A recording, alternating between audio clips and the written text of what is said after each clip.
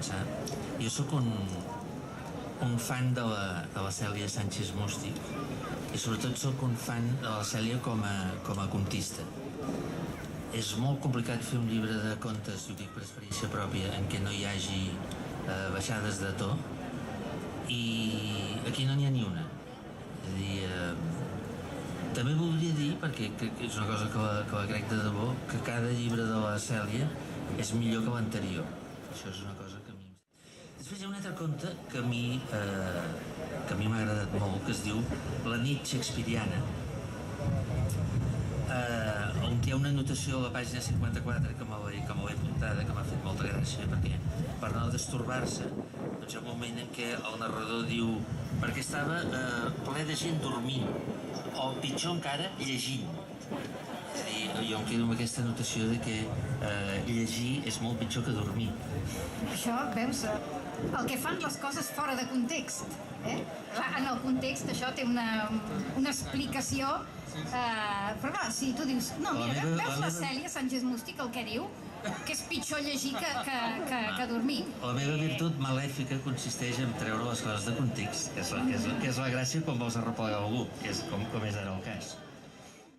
La Cèlia és una autora, principalment s'ha desenvolupat en el món de la poesia, però també ho ha fet amb la novel·la, i no és pas aquesta la primera vegada que escriu un recull de contes de relats.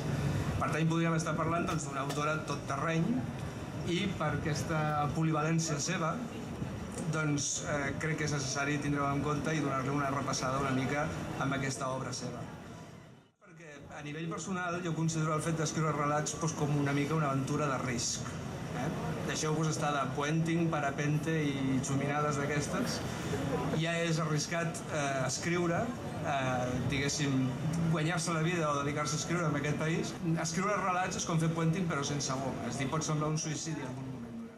Jo crec que aquest llibre de la Cèlia, a pesar de ser un llibre imprès, és un llibre de relats, i caldria fer-li amb aquests editors, caldria fer-los saber que el relat ha estat i és el llibre més interactiu que hi ha. El lector és qui escull l'ordre en com llegirà el llibre, fins i tot per damunt de l'ordre que en aquest cas ha proposat la Cèlia. Jo tinc la sensació, vull dir, no sé, hi ha aquesta cosa de que sembla que un mateix ha de tenir com vergonya de parlar bé de les coses que fa, no? Vull dir, és aquesta cosa rara que tots tenim que jo penso això, perquè els cirurgians, ara que tinc la mare en una clínica i em veig molt amb cirurgians, penso, mal aniria que un cirurgià digués no, bueno, sí, jo li faré, però escolti, jo, en fi, n'hi ha de millors que jo, perquè... El primer conte, que potser és el més així enigmàtic o mig poètic, enigmàtic, està basat en una cosa que em va passar de veritat a Sitges, que un dia vaig trobar amb un... Saps que cada poble té com el borratxot oficial, aquell senyor que sempre està així en una cantonada i un dia aquest senyor m'agafa i em diu, sense conèixer-me de res, sense que mai haguéssim intercanviat unes paraules, em diu: tu has estat mai a la catedral de Castelló? I clar, em vaig trobar així, dic, no. Diu, vés-hi. I em vaig quedar escoltant amb molta atenció, no? Diu, tu te'n vas, agafes el tren, diu que val no sé quant, poc, te'n vas allà, primer vas a l'alberg, diu, et donen un entrepà, o sigui, com havia gastat amb el tren ja m'ho estalviava amb l'entrepà, diu, i llavors, diu, te'n vas a la catedral de Castelló i ja l'hauràs vista i ja has d'anar. I clar, la cosa va quedar així, no? Però quan jo vaig arribar a casa, el primer que vaig fer va ser obrir l'ordinador i buscar ràpidament catedral de Castelló, i d'aquí va sorgir tota una història que és la primera història del llibre. El segon conte, per exemple, Control mental, parla d'una dona que arriba a fer com màgia blanca, improvisada, a més, vull dir, diguem, inventada per ella,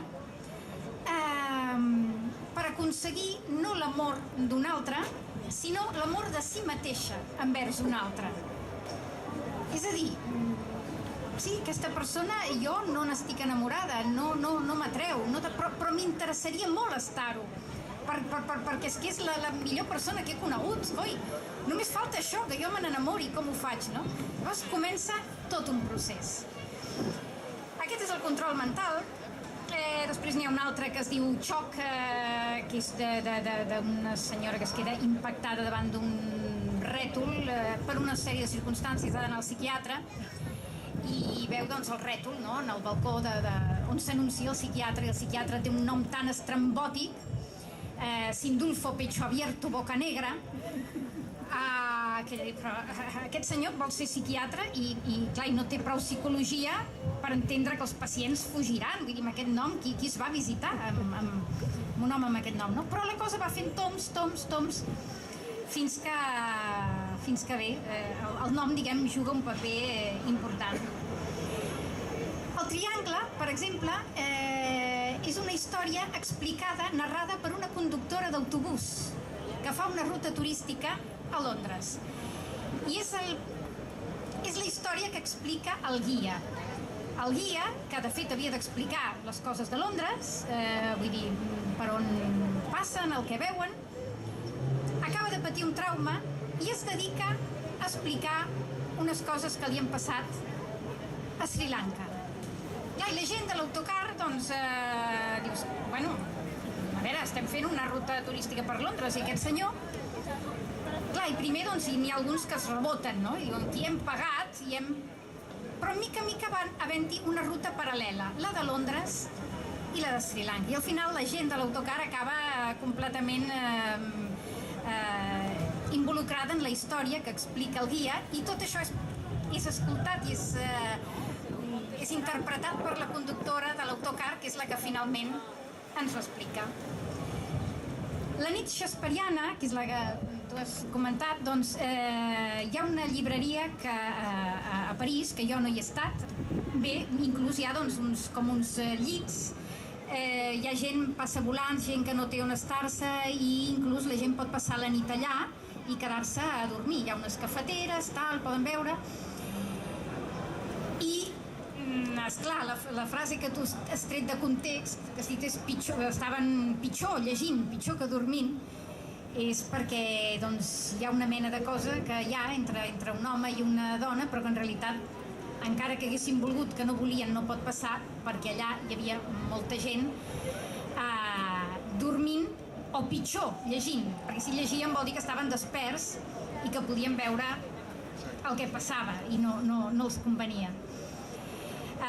I crec que aquest és un conte que és el... Que per cert és una gran descripció, aquest conte. El que passa que no acaba de passar, el que comença a passar, és una excel·lent descripció. I molt ben resolt.